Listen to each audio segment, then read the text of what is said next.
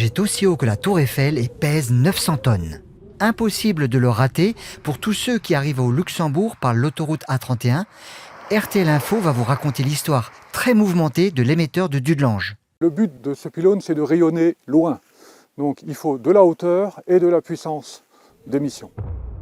Depuis son sommet, on voit bien sûr la centrale de Cattenom, mais par beau temps, on peut voir jusqu'à la cathédrale de Nancy et dans l'autre sens, jusqu'à l'église de Bastogne, qui se trouvent toutes les deux à plus de 100 km. Mais l'ouvrage n'a pas toujours été aussi haut. En janvier 1955, un émetteur provisoire a permis de diffuser la toute première chaîne de télévision privée d'Europe, Télé Luxembourg.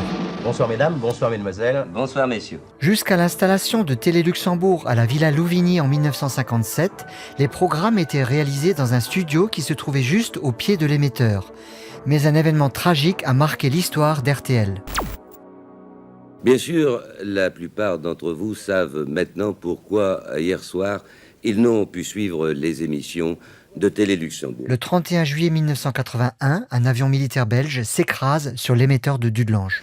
À 13h40, un avion à réaction de la force aérienne belge a heurté le pylône de la gigantesque antenne de Télé Luxembourg, haute de 300 mètres, dont la moitié s'est abattue sur l'une des maisons voisines de l'émetteur, où se trouvait en train de déjeuner un technicien, Paul Vance, et son épouse, Marianne.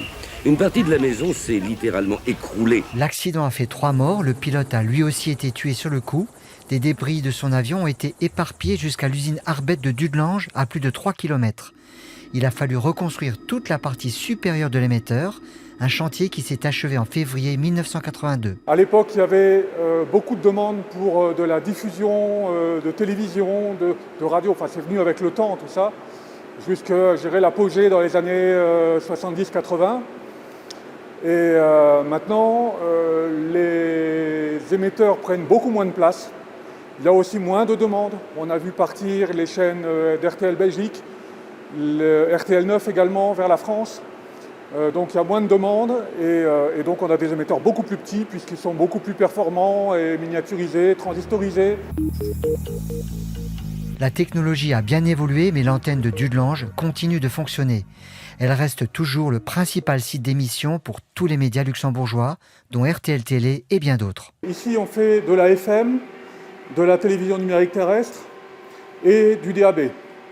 Okay, on a 3 émetteurs qui rayonnent à 100 kW.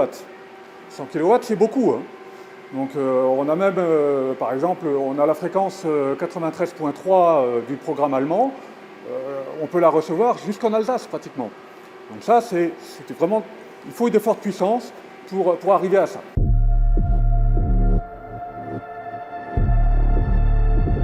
Les émetteurs luxembourgeois, comme Dudelange et Junglinster, doivent faire face à l'avènement d'un nouveau fléau né avec les réseaux sociaux.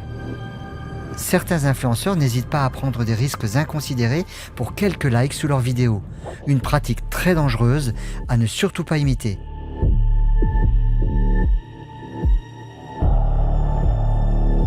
Seules les personnes habilitées montent, et d'ailleurs elles y montent avec certaines précautions. C'est un site d'émetteur à haute puissance, comme le site de Hosingen dans le nord du pays. Et donc à partir du moment où on approche à une distance relativement faible, je dirais dans les 20 mètres des antennes, on est soumis à un champ électromagnétique extrêmement fort. Et donc ceci peut être dangereux pour la santé. Donc dans ce cas-là, soit les techniciens montent avec des combinaisons spéciales qui éliminent les ondes, soit on réduit la puissance des émetteurs.